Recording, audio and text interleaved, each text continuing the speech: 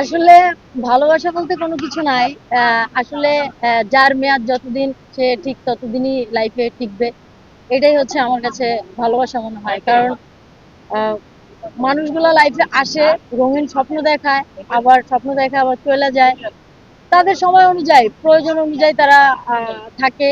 তাদের আনন্দের জন্য তারা থাকে, আবার তাদের ভালো লাগে না, দ্যাটস ইট, লাইফ থেকে চলে যায়। এখানে ভালোবাসার আসলে 90 প্লাস, যে 90 দশকে যে ভালোবাসাগুলো ছিল, ওখানে অনেক অর্থ ছিল, মিনিং ছিল। বাট আমাদের এই যুগে, এই জেনারেশনে ভালোবাসা বলতে আসলে সময় কাজ করা ছাড়া আমার কাছে কোনো কিছু মনে হয় না। আমার জীবনে প্রথম প্রেম আসে স্কুল লাইফে, ক্লাস 9-এ থাকা অবস্থায় আসে। সে আমাকে ভালোবাসতে শিখায়, বাট থাকে না, স্টে করে না, চলে যায়, চলে গেছে, এরকম আর কি। আমাকে পাওয়ার জন্য সে তার ফ্যামিলি ছাড়তে রাজি ছিল, বাট কোনো কারণবশত, আমি তখন ছোট ছিলাম, সেও ছোট ছিল, স্কুল লাইফের প্রেম, আহ দুজনে মানে মনে করেন দুজনের থেকে, ফ্যামিলি থেকে আলাদা হয়ে যে আমরা কি করব, কিভাবে বাঁচবো, এই টেন্ডেন্সি নিয়ে, এই চিন্তাধারা নিয়ে হচ্ছে যে আমি স্যাক্রিফাইস করে দিয়েছি। এরপর অগণিত প্রেম আসছে, অগণিত বার আমি প্রেমে পড়েছি, একজনের প্রেমে বারবারও পড়েছি, এরকমও হয়েছে। কিন্তু যে থাকে না, ওই যে বললাম না, একটা সময় পরে তিক্ততা, সম্পর্কের ভিতরে কিছুদিন স্টে করার পরে তিক্ততা চলে আসে। তারপর যে যার মতো মিউচুয়ালি চলে যায়, এরকম একটা ব্যাপার। তবে আমি আমার জায়গা থেকে যথেষ্ট পরিমাণে ভালোবাসার মানুষটাকে যত্ন করি, ইভেন আগলায় রাখার ট্রাই করি, চেষ্টা করি।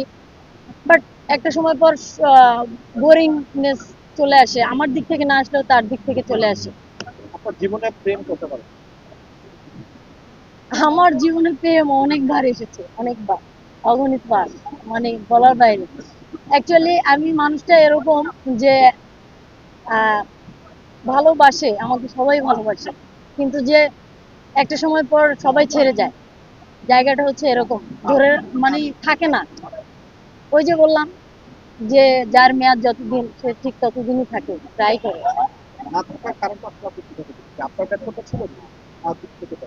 আমার দিক থেকে আমি রিয়েল লাভ আমার লাইফে ছিল হচ্ছে আপনার তিনটা। তার ভিতরে হচ্ছে শেষ যে লাভ ছিল আমার প্রাক্তন, দেন আমাকে ভীষণ ভাবে ঠকাই। এক কথায় যা 4 বছর রিলেশনের পরে সে আমাকে ছেড়ে গেছে।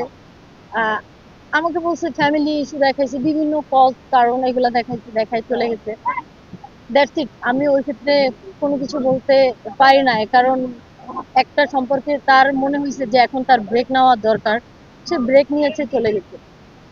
কোনো মাঝরাতে কাকে আপনি বেশি মিস করেন, কার কথাটা খুব বেশি? মাঝরাতে বলতে ভালো মন্দ মিলে হচ্ছে সবকিছু মনে পড়ে এখন। কার কথাটা মনে করেন, তার কথা কি বোঝা যায়? নামটা কয়েক থাকুক ভাইয়া, নামটা আসলে পার্সোনাল ব্যাপার, তো তার একটা ইস্যু থাকতে পারে পার্সোনাল, তো আমি নামটা বলতে চাচ্ছি না। মনে পড়ে কেন মনে পড়ে? মনে পড়ে বলতে যখন কষ্টও লাগে তখন স্বাভাবিক মনে আসে যে খারাপ দিকগুলা কোনগুলা ছিল, ভালো দিকগুলা কোনগুলা ছিল, এগুলা পরেই অনেক মনে পড়ে। এমনও রাত গেছে, মানে কান্না করতে করতে ঘুমায় গেছি। আমি হচ্ছে নিঃশ্বাস নিতে পারতাম না, দম বন্ধ হয়ে যাওয়ার মতো কান্না করেছি। বাট তারপরও হচ্ছে যে আপনার সেই মানুষটা বুঝতে পারে যে আমি তার জন্য কষ্ট পাচ্ছি, কান্না করতেছি, বাট তারপরও সে রেসপন্স করেনি। সে কষ্ট পাবো জেনেও সে নির্দ্বিধায় শান্তির মতো, তার মতো করে সে ঘুমিয়ে গিয়েছে। এরকমের অনেক ইয়া থাকে, বাট সে আমাকে ফিল করতে পারে না। এটা হচ্ছে আমার ব্যর্থতা, যে আমি আমার ভালোবাসা বুঝাইতে পারি না। হ্যাঁ, আমি উইশ করেছি, বাট তার অনুপস্থিতিতে আমি তাকে উইশ করেছি, সে উপস্থিত ছিল না, এর জন্য। আর তার অনুপস্থিতিতে আমি তাকে অনেক ভালোবাসি, যেটা আমি তাকে বুঝাইতে পারি না। আমি তাকে অনেক ফিল করি, যেটা আমি তাকে বুঝাইতে পারি না। সে অন্য কারোর, এটা জেনেও আমি তাকে ভালো। আসলে বিবাহ নিয়ে অবশ্য কোনো কিছু ভাবতেছি না, কারণ ভালোবাসার মানুষ, আমি যার সাথে মানসিক শান্তি পাই, যার সাথে থাকতে পছন্দ করি, সে যদি ওই ক্ষেত্রে যদি আমি তাকে না পাই, তাহলে অবশ্যই আমি অন্য কারোর লাইফে যে ভালো থাকতে পারবো না।